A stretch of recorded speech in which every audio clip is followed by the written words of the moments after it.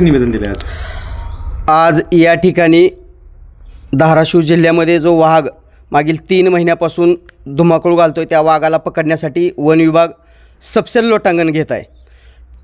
त्यासाठी आम्ही या वन विभागाला जाग आणण्यासाठी मागील 7 दिवसापूर्वी एक निवेदन दिलं होतं की 7 दिवसात वाघ पकडा व धाराशिव जिल्ह्यातील जनतेला व प्राण्यांना एक योग्य दिलासा द्या। त्याच्यासाठी अल्टिमेटपूर्व एक निवेदन दिलं होतं आणि त्या निवेदनात आम्ही स्पष्ट नमूद केलं होतं की 7 दिवसात जर वाघ नाही पकडला तर येणाऱ्या 7 दिवसानंतरच्या कार्यवाहीत आम्ही आंदोलन करत असताना यांना कागदी वाघ भेट देऊ। आज आम्ही यांना कागदी वाघ भेट देण्यासाठी आलो होतो। त्या दिवशीही या ठिकाणचे अधिकारी या वेळेस गैरहजर होते आणि आताही गैरहजर आहेत। त्या दिवशीही शुक्रवार होता, आजही शुक्रवार आहे। नेमकं हे अधिकारी झुम्मे झुम्मा कुठं जातात हे आणखीन पण गुलदस्त्यातच आहे का? तर मागील काळात मी त्यावेळेस पण सांगितलं होतं की यांचं जर कॉल रेकॉर्ड, त्यांच्या जायच्या याच्या रस्त्यावरचं टोलनाक्याचं CCTV फुटेज जर तपासलं तर आपल्याला स्पष्ट समजेल की हे महिन्यातून 1 किंवा 2 वेळेस येतात, सह्या करून जातात, असा हा यांचा प्रवास आहे।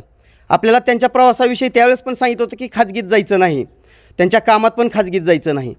परंतु या जिल्ह्यातली जनता जी भयभीत झालेली आहे, त्या जिल्ह्यातले एक सजग जागरूक नागरिक म्हणून मी त्यांना निवेदनातून एक कुठंतरी जाग आणण्यासाठी निवेदनाचा प्रयत्न केला होता की जाग येईल आणि ते कार्यवाही करतील।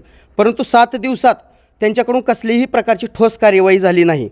आणि मागील काळामध्ये या चालू महिन्यातच फेब्रुवारीच्या 4 तारखेला एक लोकमतमध्ये बातमी प्रसिद्ध झाली होती की बाबा या ठिकाणी राज्यात वाघाच्या तस्करी करणाऱ्यांच्या टोळी सक्रिय झालेल्या आहेत।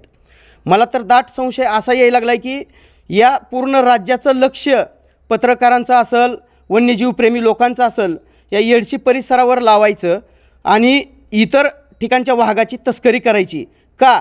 तर आजपर्यंत या जिल्ह्यात बघितलं तर बऱ्याच वेळेस या जंगलातली वृक्षतोड फॉरेस्ट डिपार्टमेंटनं केलेली आहे आणि संबंधित तस्कराच्या मार्फत त्याची विक्री केलेली आहे। तसंच मुरुम असेल, गौण खनिज असेल, त्याची पण विक्री यांनी केलेली आहे। ते वेळोवेळी आम्हाला या ठिकाणच्या प्रिंट मीडिया, सोशल मीडियाच्या माध्यमातून आमच्या निदर्शनास येत आहे, ऐकण्यात येत आहे, पाहण्यात येत आहे, वाचण्यात येत आहे।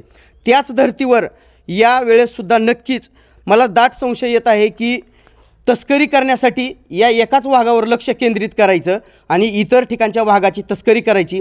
मी यासाठी यांच्या संबंधित अधिकाऱ्यांच्या, वन विभागाचे उपविभागीय अधिकारी असतील, DCF असतील, CCF असतील, यांची रीतसर CDR कॉल डिटेल्स जे असतील त्या तपासण्याची मागणी मी केंद्रीय गुप्तचर विभाग व राज्य गुप्तचर विभागाकडे रीतसर लेखी निवेदनाद्वारे सुद्धा करणार आहे।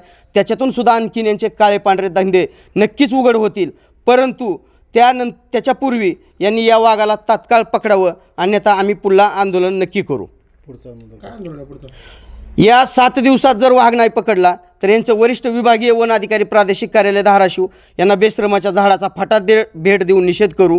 त्याउपरही तिथून पुढे 15 दिवसामध्ये म्हणजे 14 मार्चपर्यंत जर नाही वाघ पकडला तर वन मंत्र्यांना जिल्हाधिकारीमार्फत डायरेक्ट एक सुंदर पवित्र भेट, गाढव भेट त्यांना देऊ आणि ही गाढव भरती जी यांनी केलेली आहे त्यांना नक्कीच कुठंतरी भाग पाडू की यांचे प्रमोशन असतील, हे प्रमोशन थांबवण्यासाठी या ठिकाणी ते त्यांच्या सर्व्हिस बुकला नक्कीच नोंद करतील।